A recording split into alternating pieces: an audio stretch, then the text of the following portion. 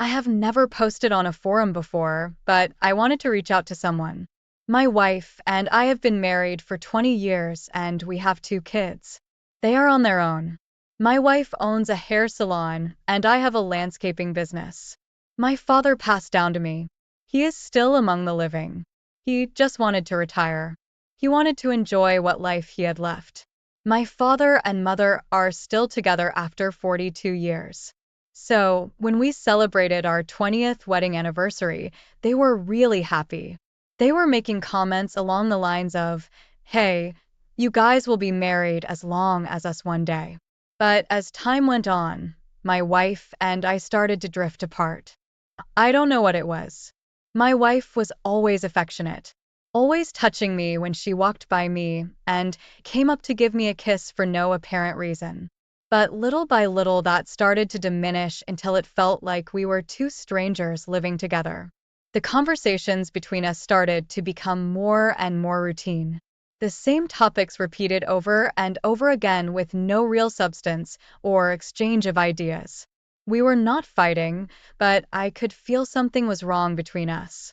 Now the strange thing was our sex life didn't really falter. It was the same, no dead bedroom. As a lot of people speak of one day when she came on from the hair salon, I simply asked her if everything was okay with her. She replied, "Why would you ask that question?" I simply said, "You are not your old self. You know, coming up and messing with me, kissing me for no reason." She said she has been a little preoccupied with work. A couple of her employees are having personal issues, impacting their ability to get to work on time. I didn't question her anymore after that, but then her affection towards me started to really diminish, and so did our sex life. But you know what? I didn't ask her about it. I went on about my day, like I do normally. After work one day, I went home and had a FaceTime call with a longtime friend. I wanted to catch up and see how he was doing. We chatted about old times, but then I told him about my concerns about the slight shift in my wife's behavior. He didn't ask me what I thought was wrong. I told him I didn't have any idea. I told him she claimed to be under some stress because of a couple of employees having personal issues, but I could tell there was something more than what she was telling me. He suggested that maybe there's a deeper reason for it, other than work-related problems. I just simply told him I needed to find out what was going on with her. We ended the call shortly after that. About 10 minutes later, my wife comes in. I greet her, ask her how her day was, and what's going on with her problem children. You know, the two who have transportation issues, apparently. Well, that conversation didn't go well. She went off on me and started yelling. I yelled back and asked her what the hell is wrong with her. She didn't respond. Just went into the bedroom and closed the door. I thought to myself, what the hell was that? That's when I realized it probably wasn't about those two employees or anything work-related. I wasn't going to reach out to my parents. After all, they thought everything was okay with us. So, one night I started searching online to see if someone was experiencing the same thing I was experiencing. I came across a blog post from a guy who was going through the same thing. His wife was successful and she was going through a midlife crisis. His wife was actually cheating on him, and he found out she was cheating on him from their 10-year-old son. That part made me nervous, but my wife didn't display any of the signs he talked about. But one, the subtle lack of intimacy that was now creeping up in our marriage. After my online searches, I made a mental note to see if I could dig a little deeper to see what I could find. My wife didn't have a password on her phone. I always had access to it. So, when she was around and her phone was unattended, I would look at the text messages. I had to be quick. I didn't want her to see that I was going through her phone. Didn't find anything. I didn't panic. I decided to keep my eyes open, even pop up at her job just to see how she was doing. Well, fast forward 2 days. I did exactly that. I went to her job. She didn't know I was coming. And when she saw me, she had this look on her face. Like, what the hell is he doing here? I kept my cool and told her I was in the area and wanted to drop by and say hi. One of her coworkers thought that was a sweet gesture, but she gave her coworker a nasty look. I turned around and walked out. Didn't even say goodbye. That gesture she just made to her coworker made me mad. When I got back into my van, I had one of my workers drop me off at home and had him and the rest of the team finish up the appointments we had. My wife wasn't due to come home for at least a few hours, so I had time to do some research. I landed on a private detective who was once a deputy sheriff. I made an appointment to go see him. When I met with the private detective, he asked me what kind of behavior my wife displayed. I simply said she was less affectionate, seemed to be more irritable, and our sex life had taken a hit. He asked me if I had any reason to believe she was cheating. And the only thing I could think of was her reaction at work when I showed up. So he suggested that we put a tracker on our car so we can see where she goes and who she sees. At first, I thought it was an overreaction, but he told me sometimes people change and we need to find out the reasons why. He then said, I won't charge you for having you put a tracker on our car, but if you want me to follow her and get photos and such, then I have to charge you. I then told him in that case, I don't need a tracker. With the tracker, I can't get photos. So I told him I will just hire you. He then told me when we start the surveillance, I need you to stay away from her job or anywhere she might be while I'm following her. I agreed and asked him what kind of results he expected. He said it could take a few days or weeks, but eventually we'll get some answers. So I hired the private detective and turned my attention away from her until he called me with updates. After a few weeks, he called me with some news. Apparently, my wife of 20 years was cheating on me.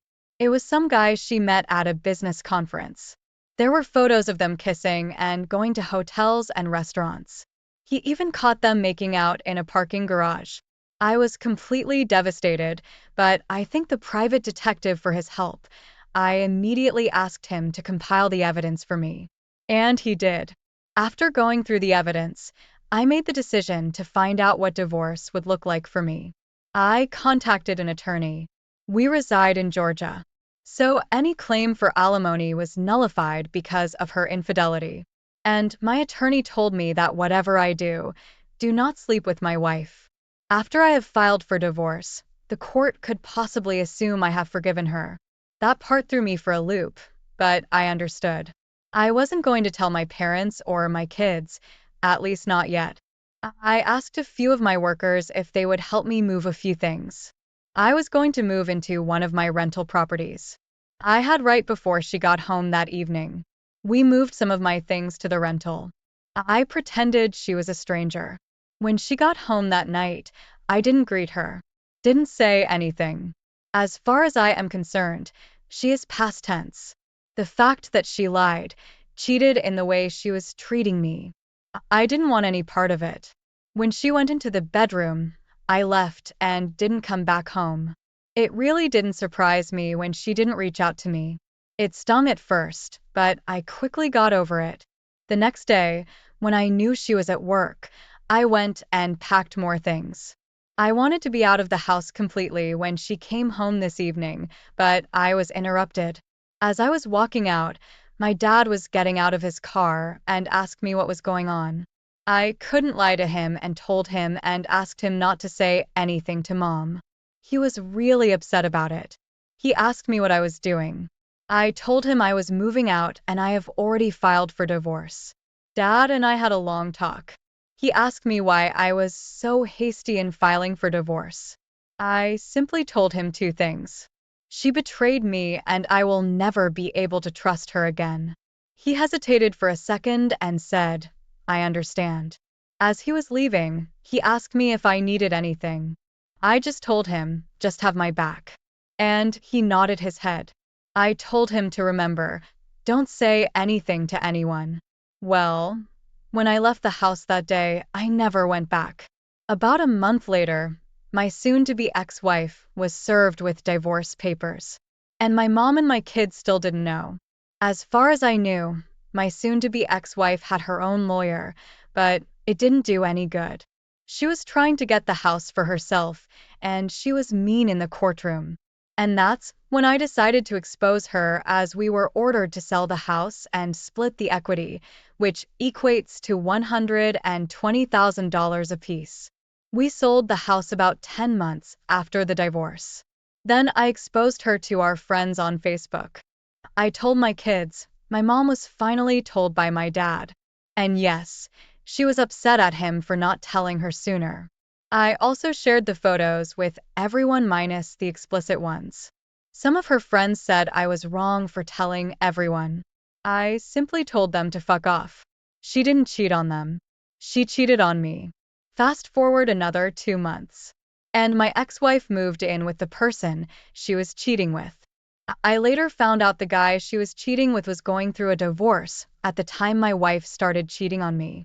Anyway, the rental I moved into, I renovated it.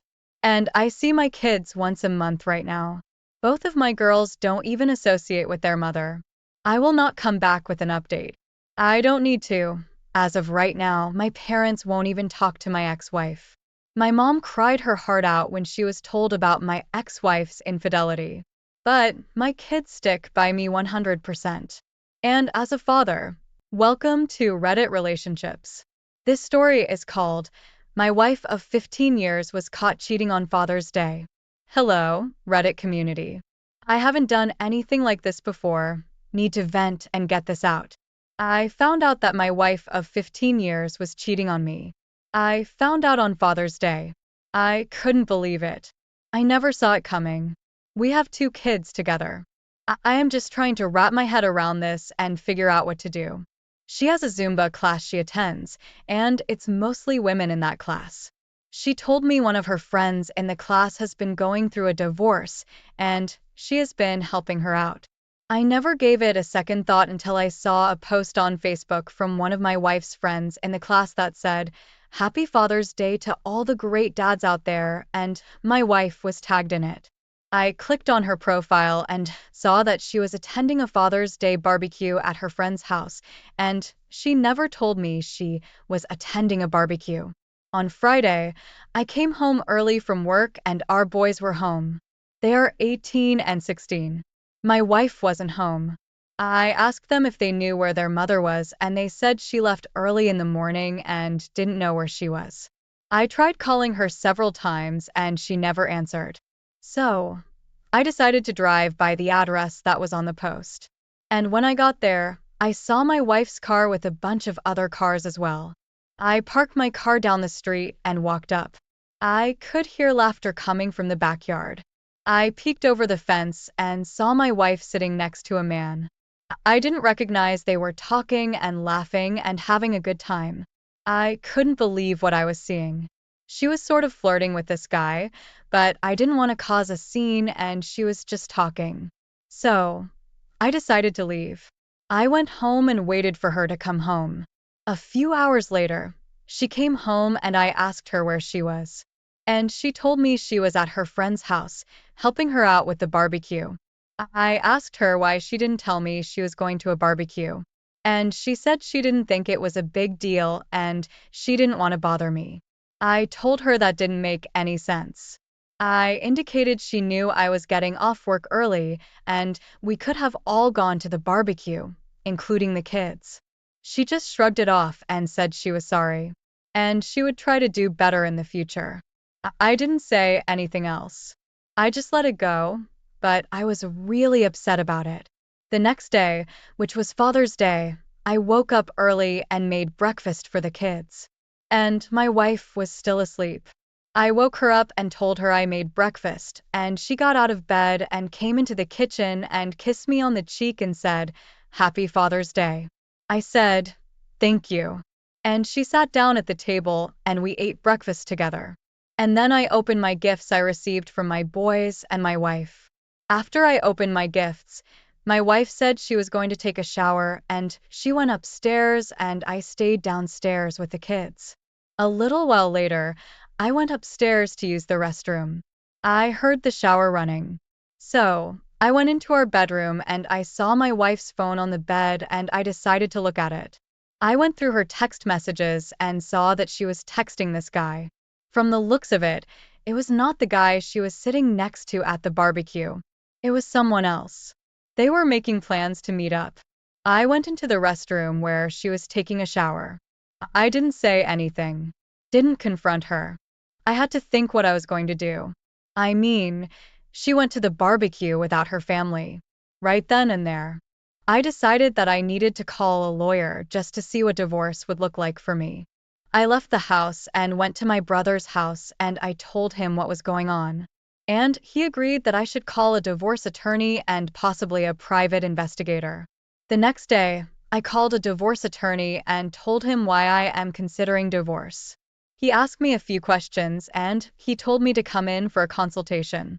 I went to the consultation and we talked about my options and he told me it might be a good idea to hire a private investigator as well. I told the attorney, my brother said the same thing.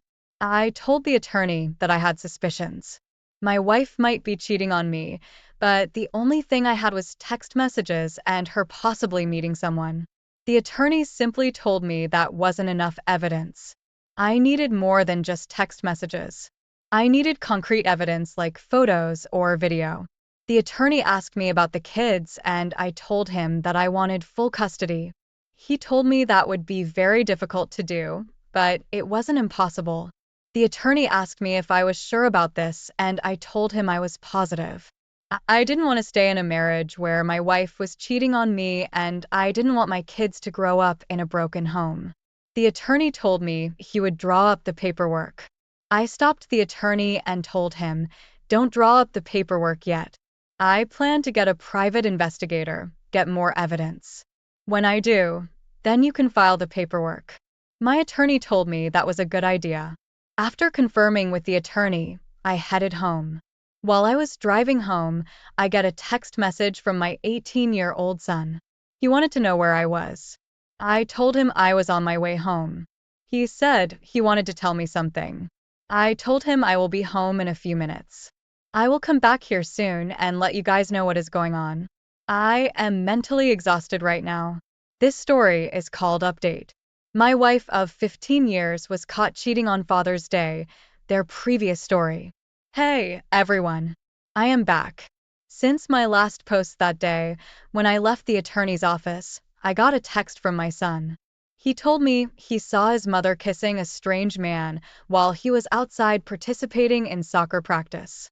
I asked him, was he sure? He said yes. My son said he saw a man and a woman get out of a car and he was sure it was his mother. The woman kissed the man, then got back in the car and left. I asked him what type of car. He said, a white SUV. He said he didn't know who the man was. Then my son asked me what was going on. I simply told him I wasn't sure, but I will find out.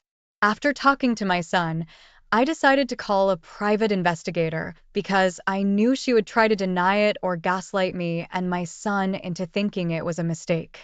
I wanted to get proof, so I would know for sure and could deal with it accordingly. I scheduled a meeting with the private investigator that day. When I met with the private investigator, I told him what I wanted. He told me it would take some time, but he would get the job done. When I got home that day, my son was already home. When I saw him, he had tears in his eyes. My youngest boy wasn't home. He was at a friend's house. My son even showed me a picture of the vehicle that his mother got out of. I immediately had him send a photo to me and I sent it to my private investigator. A few days later, the investigator called me and told me he found out who the man was. He also had video footage of them together. The private investigator showed me the video footage of my wife and the man she was cheating on me with. They were kissing in a park. Then they went to a hotel room. He had video footage of them going into the hotel room and then leaving a few hours later. After receiving the footage, I called my attorney and asked him, how does infidelity affect child custody fights? He told me it usually doesn't, but in some cases it can. He said, child custody battles are almost always in the best interest of the child or children. You're going to have to prove that your wife is an unfit mother to get full custody. Usually the courts award joint custody. My attorney also told me I could try to use the infidelity card as a way to get full custody, but he didn't think it would work because the courts don't generally look favorably on that. And it would be a long battle, and it would be very expensive. After talking to my attorney, my private investigator calls me and sends me an urgent voicemail. He indicated that he wanted to meet me right away. We met at a Starbucks an hour later.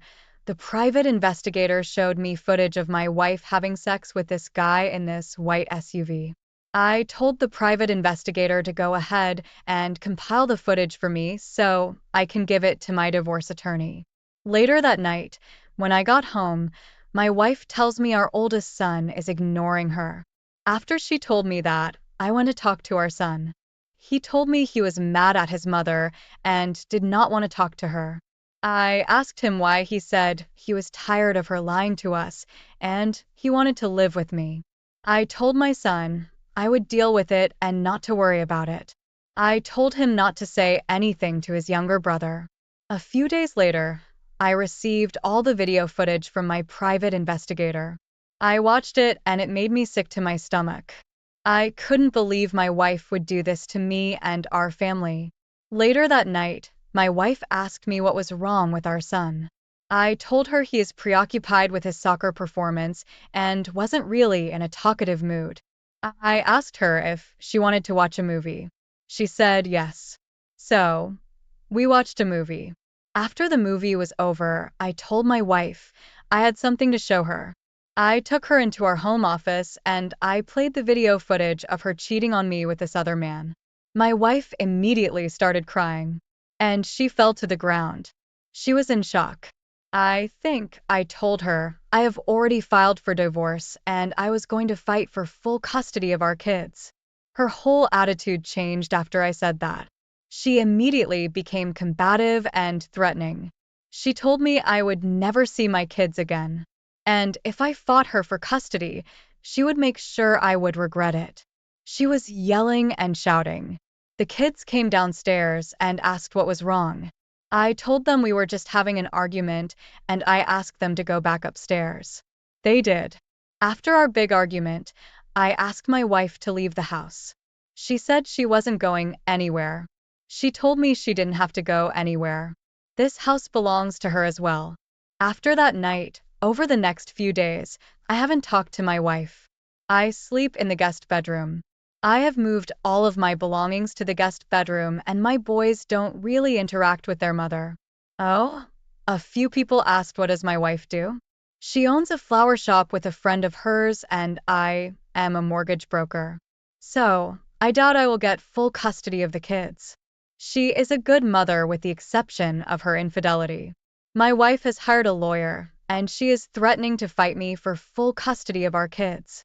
As of right now, I have filed for divorce and waiting for her to be served and to deal with this child custody battle. This story is called Exposed Wife of 16 Years Cheats Who's the Asshole. Another crazy story from Reddit stories. I've been married for 16 years and for the most part it's been smooth sailing. My wife runs her own cleaning service and I'm a general manager at a fast food chain. We've built a life together at home and a routine, but a few months ago things started to change and not for the better. You know how you can sense when something's off.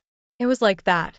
She was distant not just physically, but emotionally. Two conversations became short, almost like she was rushing to end them. She was always on her phone typing away, and whenever I walk into the room, she quickly switch apps. I asked her what was going on, and she brushed it off as work stuff while she was chatting with one of her friends, but it didn't feel like just work stuff or just chatting with friends. Now, I'm not the type to snoop on someone's phone. I believe in trust and privacy, but when your gut tells you something's wrong, it's hard to ignore. So I did some thinking. I weighed the pros and cons, especially financially, and finally decided to hire a private investigator. To me, it felt extreme, but I needed to know the truth. I found a reputable private investigator online, someone with good reviews as far as I could see, and a few client testimonials. We met at a diner, and I gave him the rundown. I handed over some photos of my wife, her daily schedule, where some of her repeat clients lived some of her friends she hangs out with from time to time, and anything else that might help. Then I waited. Those days of waiting were some of the longest of my life. Every time my phone buzzed, my heart skipped a beat, thinking it was the private investigator with news. I tried to act normal around my wife, keep up the routine. But it was tough. I felt like I was living a double life, the trusting husband on one hand and a suspicious spouse on the other. Finally, the private investigator called. He said he had enough evidence and asked me to meet him. I was really nervous driving to our meeting spot. This was it. I was about to find out if my suspicions were unfounded or if my life was about to change forever. When I walked into the diner, the private investigator was already there, and as soon as I sat down, he slid a manila envelope over to me. I opened it and started going through the contents. Photos, first-handed shots of my wife meeting or coworker's husband at various places, a park, a cafe, even a hotel. My heart sank with each photo I looked at. Next were the audio recordings. This threw me for a loop. I asked him, how did he get access to those? He wasn't forthcoming, but those recordings were clear as day. My wife has been cheating on me for over 2 years. Conversations that left no room for doubt. Finally, videos. I couldn't bring myself to watch them right there. But the private investigator assured me they were conclusive. I didn't confront my wife. What was the point? She'd lie, or worse, try to turn it around on me. Instead, I went straight to an attorney's office. I laid out all the evidence, and the attorney assured me it was more than sufficient for a divorce case. We started the paperwork right then. And there I also began the process of removing her from all my insurance policies and access to my financial resources. I was severing ties one signature at a time that night. I went home and acted as if everything was normal. I had dinner with my wife, talked about our days, and even watched a movie together, but it was like watching a stranger in my home. The woman sitting next to me on the couch wasn't the person I thought I'd spent 16 years of my life with. She was someone else entirely. I had filed for divorce, and yet my wife had no idea her life was about to be turned upside down. This went on for about a month and a half, and I did not sleep with her even though we slept in the same bed. I had to play it off like nothing was wrong. I had to keep up the act at home, pretend everything was fine. It was surreal, like living in a parallel universe where I knew the future, but she was still stuck in the past. Then it happened.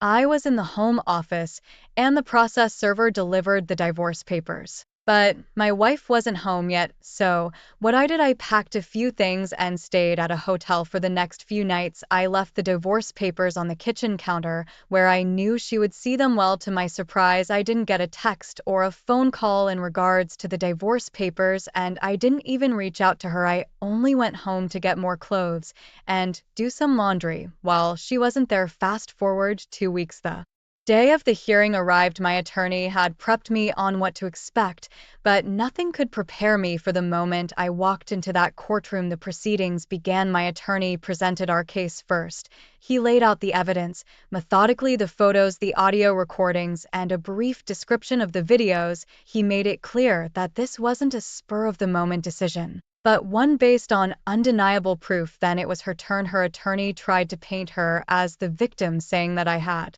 invaded her privacy by hiring a private investigator. They even had the audacity to claim that I was controlling and that she needed the house and alimony for her emotional well-being. The judge listened patiently to both sides. Then he asked to see the evidence. My attorney handed over everything he opened with, and the judge spent a few minutes going through it. When he looked up, I knew then that he wasn't buying her victim act. He turned to her and said, based on the evidence presented, it's clear that you are not the victim and you have been engaged in an extramarital affair. Wait, a few extramarital affairs, ma'am? I am not going to award you any alimony. Then he turns to me and delivers some bad news. He says, based on the time we have been married, the equity in the house was an issue, but he ordered the equity in my favor, 60% to her, 40%. She also got to keep some of the furniture, the car she was driving, and some other belongings. She didn't get any of my retirement or any other of my resources. I felt a sense of vindication. It wasn't about winning or losing. It was about justice. I had given 16 years of my life to this woman, and she had betrayed me. The judge's decision felt like a validation of my actions, a confirmation that I had done the right thing, although I would have liked for her not to get a damn dime. But what's done is done. The divorce was finalized, and I felt a sense of closure. But there was one more thing I had to do: expose her. Now you might be wondering why I go to such lengths. Why not just move on? Well, it's simple. I didn't want her to control the narrative. I didn't want her to spin some tale where I was a bad guy and she was the innocent victim. I wanted the truth to be known, so I took all the evidence, the photos, the audio recordings, the videos, and made multiple copies. I put each set in a separate envelope along with a brief letter explaining what had happened. Then I mailed them out, one to her family, one to her friends, one to my family, and one to my friends. I even sent one to her worker's husband's wife. I wanted to make sure everyone knew the real story. Within days, the fallout began. I suspected her phone was blowing up with calls and texts. My phone was buzzing too, but for a different reason. People were reaching out to offer their support. They were shocked but grateful that I had let them know. Her family was especially stunned. They had always seen her as the responsible one, the one who had her life together. To find out she had been leading a double life was a shock to them and everyone that was associated with her family. Some of them called me to apologize as if it were their fault. I assured them it wasn't. This was her doing, and she had to face the consequences. Her friends were divided. Some were furious at her feeling betrayed, that she had lied to them. Others took her side, saying I had gone too far by invading her privacy. To them I say this: if exposing the truth is going too far, then I don't want to be right, but the hell with him. As for the wife of the guy she was cheating with, she was devastated. She thanked me for letting her know and said she was filing for divorce as well. It was a grim reminder that my wife's actions had far-reaching consequences, affecting not just our lives but others too. Now some of her family members called me asking me if this was some kind of sick. When I assured them it wasn't, their tone changed. Some even thought I was the villain for making it public. They said what happens in a marriage stays in a marriage. In other words, it's no one's business. But here's the thing: when you betray someone's trust to that extent, you lose the privilege of privacy. That's my take, at least now. Let's talk about my family and friends. They were unequivocally on my side. My sister said she always had a weird feeling about her but couldn't put her finger on it. My best friend told me I did the right thing, that if the roles were reversed, he want to know the truth. To the support was overwhelming, and it helped me realize that I wasn't alone in this ordeal. So what's to take away from all this? The fallout was a mixed bag. I lost some friends, but maybe they were not real friends. To begin with, my family rallied around me, giving me the strength to move on. Her family was torn, struggling to come to terms with her actions, and another marriage ended, a collateral damage of her choices. Am I the asshole for exposing her to everyone? We know they say that her actions had consequences, and it was only fair that people know the truth. They argued that by exposing her, I prevented her from twisting the narrative, from painting me as the bad guy when she was the one who stepped out of line in their eyes. I took control of the situation and stood up for myself. Remember, others, however, say I went too far. They claim that even though she was in the wrong, two wrongs don't make a right according to them. I should have kept it private, dealt with it within the confines of our relationship in our home. They say that by making it public, I stooped to her level and lost the moral high ground. So what's my take?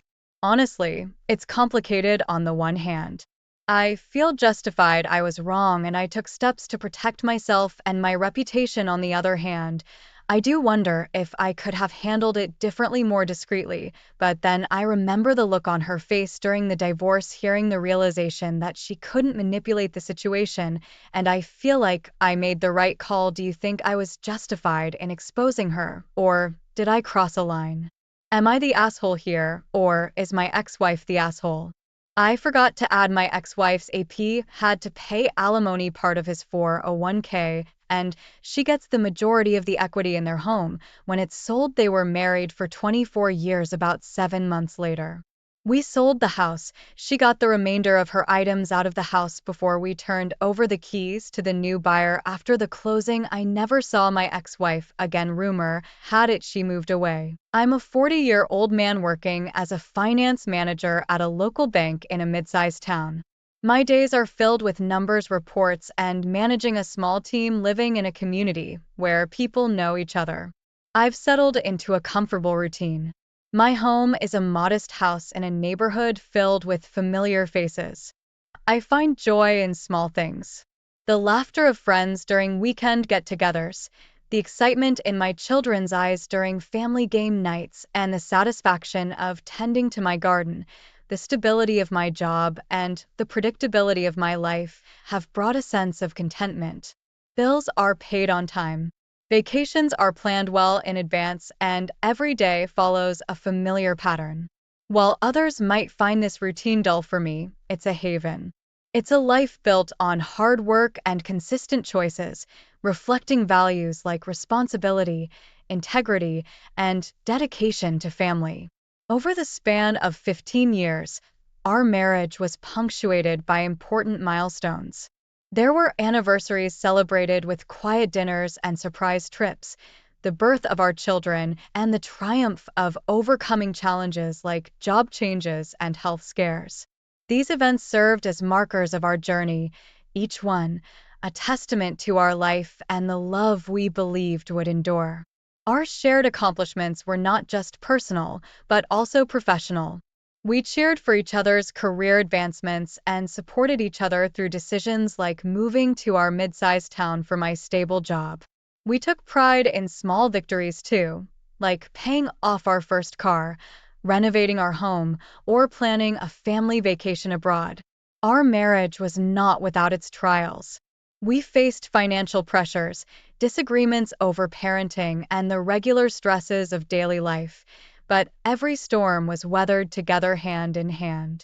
Even when it seemed insurmountable, these trials were woven into the fabric of our relationship, each one strengthening our resolve and reinforcing our belief in one another. Despite the ups and downs, there was a profound sense of contentment. We had built something solid, something that felt unbreakable. We laughed together, cried together, and faced the world together. I held an unwavering belief that whatever lay ahead, we would conquer it together. Our love was tested time and time again, and we had always emerged stronger. Looking back at those years, everything seemed to click. Our dreams were coming true. Our love was growing, and the future looked bright. We believed in us, in what we had, and what we could achieve. Over time, subtle shifts began to creep into our marriage. Once clear lines of communication seemed to blur, conversations that used to flow effortlessly became stilted. Smiles that came easily were replaced with blank stares. Arguments became more frequent. At first, they were about trivial things like household chores or plans for the weekend, but gradually they became more intense and lingering, exposing underlying issues we had never faced before. A detachment grew between us, a widening gap that seemed impossible to bridge. I started feeling like a bystander in my marriage, watching as something precious slipped away. Even when we were together, her mind seemed far away. The dreams and plans we shared were replaced with a silence that was both deafening and confusing. My wife's job as a pharmaceutical rep had always been demanding, but now it seemed to consume her. The late-night calls, the long trips away from home, and the constant stress started to take a toll on us both. I found myself growing uneasy about her frequent travels. Questions began to form in my mind. Why were there so many late-night meetings? Why did she seem so distant? Even when she was home, I tried to understand, to believe that this was just a phase, that the woman I had married was still there behind the demands of her job and the strains of daily life. But doubts began to grow, feeding on the small changes and the growing unease. Something was off, and though I couldn't put my finger on it, the feeling was impossible to shake off. My wife's job as a pharmaceutical rep was more than just a career to her. It was a calling. She had an uncanny ability to connect with clients, to understand their needs, and to represent her products with a genuine passion. Over the years, she climbed the ranks, becoming one of the top reps in her company. Her success was a source of pride for both of us, reflecting her hard work, intelligence, and dedication. Her role required frequent travel to different cities, meeting with healthcare providers, attending conferences, and networking events. The glamorous hotels and business dinners were part of her world, one that was exciting but also demanding. Late nights, early flights, and the constant pressure to perform were all part of the package. Her phone was never off. Her email was never closed, and her suitcase was always packed for the next trip. While I admired her success and celebrated her achievements, there was a part of me that was concerned about the toll her career was taking on our relationship. The long hours, the weekends away, the constant juggling of her professional and personal life. It all started to add up. I found myself missing the woman who used to put us first, who used to have time for our dreams and our life together. My pride in her accomplishments was tinged with a longing for the connection we once had. Her success was not the problem. It was the growing distance. The feeling that her job was not just a part of her life, but had become the entirety of her life. I couldn't shake the feeling that something had changed, that the balance we had once maintained so effortlessly had shifted. Her career was thriving, but at what cost to us? I tried to be supportive, to understand, but the doubts and fears lingered, hinting at something deeper, something that neither of us was willing to face. It was a Sunday like any other. With my wife away on another business trip, I decided to tackle some cleaning, something to keep my mind occupied and the loneliness at bay while rummaging through a drawer filled with forgotten gadgets and tangled cords. My fingers stumbled upon an old iPad. It was the one my wife used to use before upgrading to a newer model covered in dust. It screamed dull and lifeless. It seemed like a relic of another time. I decided to charge the old iPad. Maybe there were pictures on it, memories of happier times, something to fill the silence of the empty house. The iPad charged. I sat down to explore its contents, expecting nothing more than a trip down memory lane. Well, what I got was something completely different. As I navigated through old photos and forgotten apps, a notification caught my eye: unopened messages. Intrigued, I opened the messaging app and my heart stopped. Messages from two different men filled with words that tore through me like knives, intimate conversations, plans, explicit photos, secrets, all laid bare in cold digital text. The truth was unmistakable. My wife had cheated. I spent the rest of the night reeling, lost in a haze of confusion and grief. How had this happened? How had I not seen it? How could the woman I loved, the woman I had built my life with, betray me in this way? The following days were a blur of emotion and confusion. The evidence was there, undeniable, but confronting my wife, the woman I had loved and trusted for 15 years, was a task I dreaded. I knew that I had to face her to demand answers, but how does one prepare for a conversation that will undoubtedly shatter everything? She returned from her business trip, weary, but smiling, unaware of what was about to hit her. Her cheerful greeting stuck in my throat as I faced her, the iPad in hand, with anger and disbelief. I asked her outright, showed her the messages, and watched her face turn from confusion to realization. And then to a desperate panic. She began to apologize profusely, tears streaming down her face, her words a torrent of excuses, explanations, and pleas for forgiveness. She claimed it meant nothing, that it was a mistake, that she loved me.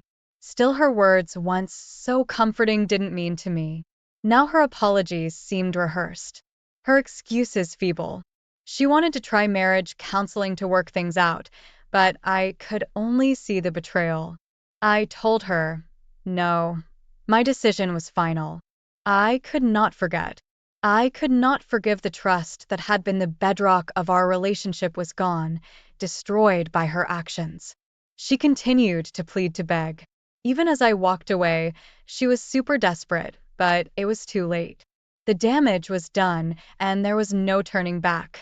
The decision was made, but the path ahead was fraught with complexity and emotional turmoil. I began the process of seeking legal counsel, navigating the labyrinthine legal system and facing the reality of disentangling our lives. The logistics were overwhelming, but the emotional toll was even greater. The divorce proceedings were painful and draining.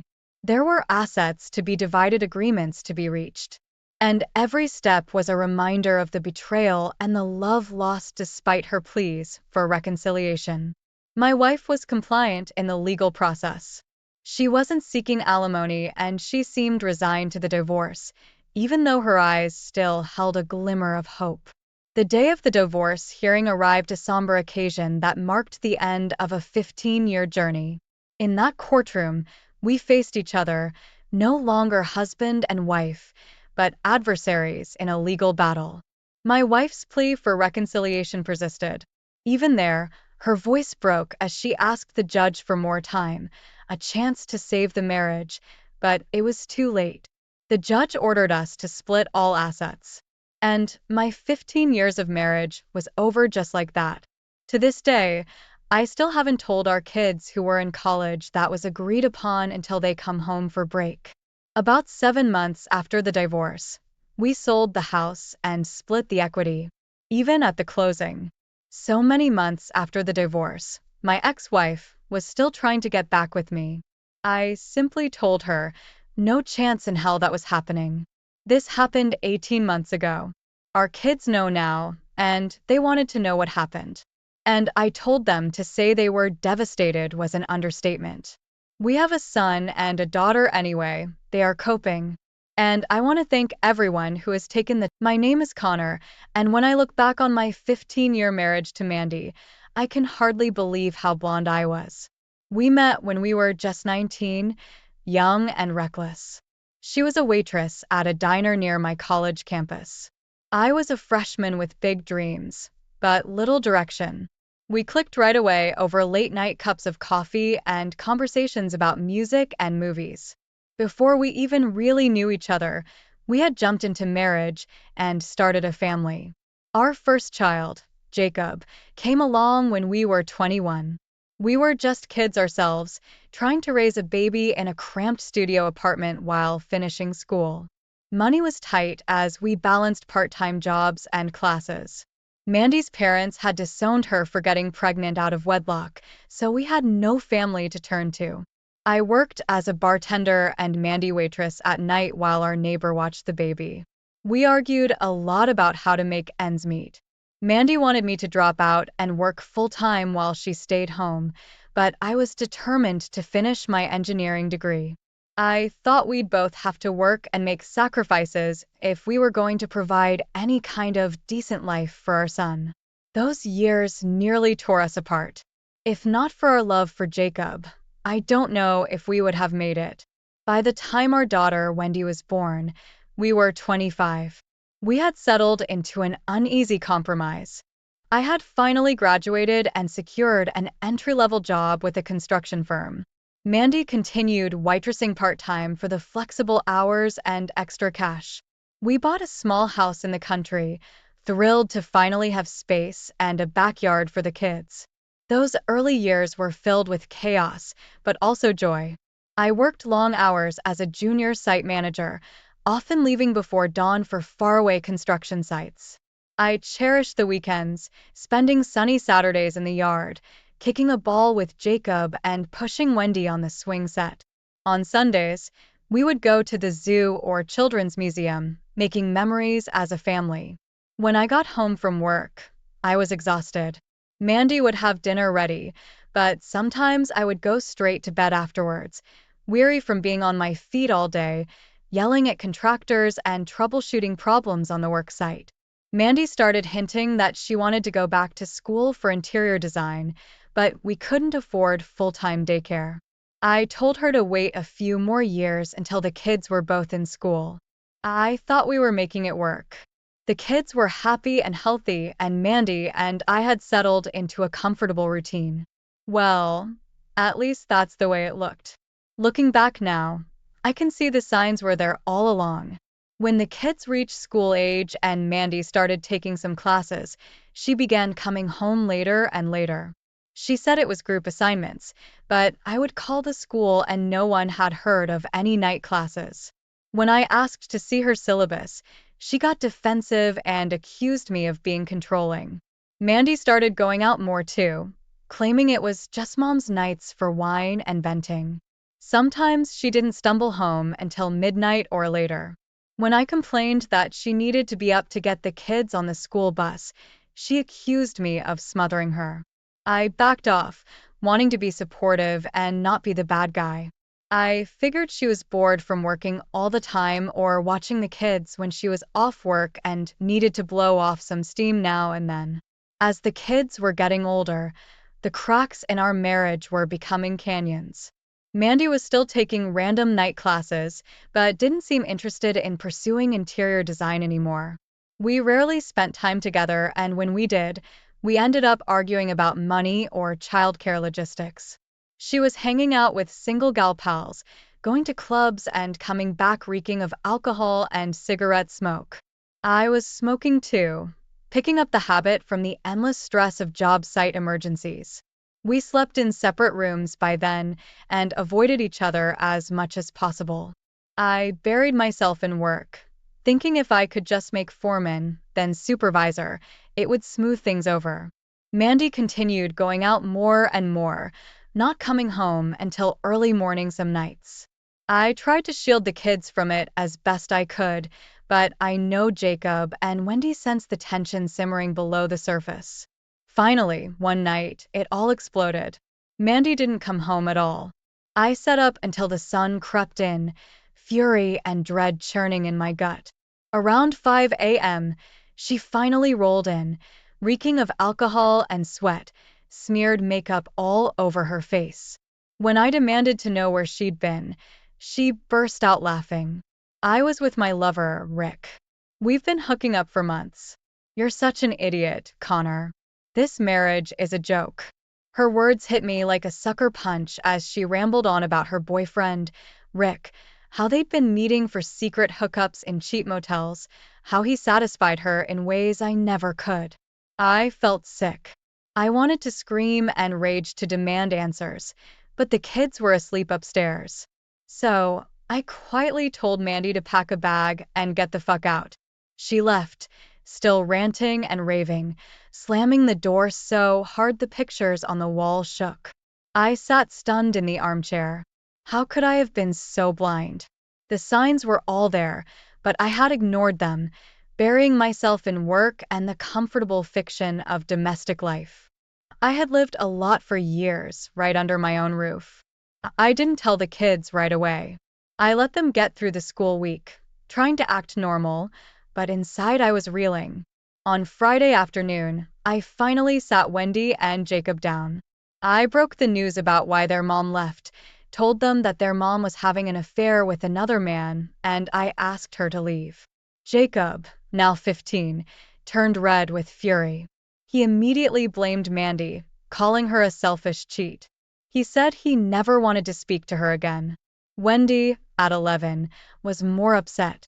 She cried while I held her, huge heaving sobs racking her slender frame.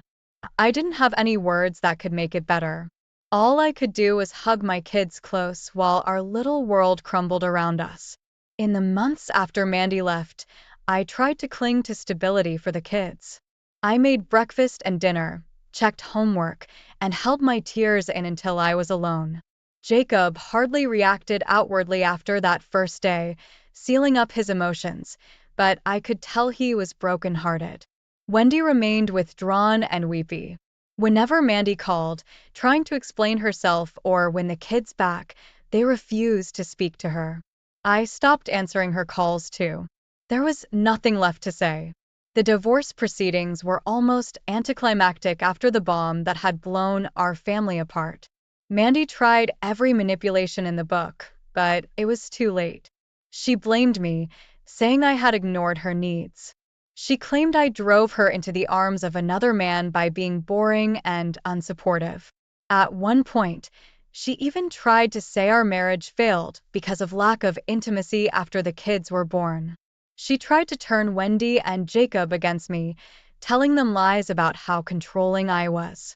None of her gaslighting worked.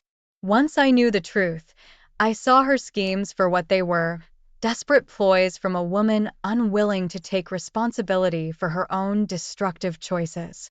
In the courtroom, Mandy tried to blame me again for all her cheating and negligent behavior, but I had proof now in the form of emails and receipts from her secret hotel stays, credit card bills for restaurants and vacations she had taken with her lover.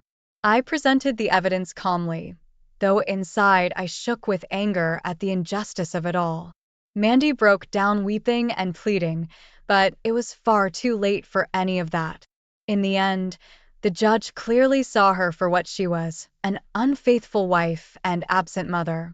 Jacob had chosen to stay with me rather than his mother, but I couldn't get primary custody of Wendy. She was only 11 at the time, and we went 50-50 custody. That painful chapter closed over a year ago. The kids and I have slowly begun to heal. Jacob is still closed off emotionally and wants little to do with his mother. Their relationship may always be strained. Wendy, though, has found more acceptance. Once the initial shock and hurt faded, she realized she still needed her mom in her life on some level. They would occasionally go for a meal or shopping trip. I know Wendy's kindness will be a gift in mending that broken bond, and I will support her no matter what, just as I've supported both kids through this life-changing ordeal. As for me, the past year has been about rebuilding myself, my relationship with my kids, my sense of world. For over a decade, I believed one thing when the truth was something far more painful. Such a massive deception can corrode your very foundation, but I've also found unexpected sources of hope and joy where I least expected it. Her name is Marlene. I met her 6 months ago on a new construction project for luxury condos downtown. Marlene is a real estate agent. She is sometimes hired to style and stage the model units. I was immediately struck by her quick mind and kind spirit, so different from the turmoil I'd become used to at home. We started spending our site-meeting coffee breaks together, chatting about life and work, then a drink after work turned into dinner. Before I knew it, we were spending every spare moment together. There was no lightning bolt moment of falling in love, just a steady warmth and rightness, like I had found a missing piece I didn't know was gone. Her presence soothed me, her laughter healed something. When I finally told the kids I had met someone, they were understandably weary. Their own mother had just ripped our family in two. How could they ever trust another woman entering our lives? But when they met Marlene, her gentle caring melted their doubts. She makes me feel alive again after years of just going through the motions. When we are together, I remember what a real partnership feels like. Knowing someone has your back, supports your dreams, wants to share the journey. I know we'll take it slow for the kids' sake, but I can picture a future with Marlene now, a chance to rebuild my life into something beautiful again. The path ahead has its challenges. I still have moments of grief and anger over Mandy's betrayal that catch me unprepared. My relationship with Jacob remains tentative. We are both wary of trusting too much again too soon, but rebuilding takes time and all things grow stronger with care. What Mandy broke, Marlene and I commend. When I look back now on my failed marriage, part of me is sad for the naive boy I was who believed in happily ever after, but mostly I feel grateful. Grateful for second chances, grateful for my strong children who have stood by me through the hardest year of our lives, and grateful for Marlene, a woman whose love and light has lifted the shadows of the past. I don't know if I'll ever marry again. For now, I am focused on writing a new story one day at a time. It won't be perfect or predictable, but it will be real. My marriage to Mandy nearly broke me, but now my life is filled with hope once more. Hard-won wisdom as a way of illuminating your path, help you move forward. And while the future is uncertain, I look ahead with an open heart, determined to appreciate every moment. Well, in my opinion, the fact that she told him that she was with the lover, wow, blatant disrespect for the marriage and the kids. People don't ever put up with shit like that ever. If you do, it shows a sign of weakness, and you will be walked over all the time. Don't do it. Remember, don't ever let someone make a fool out of you.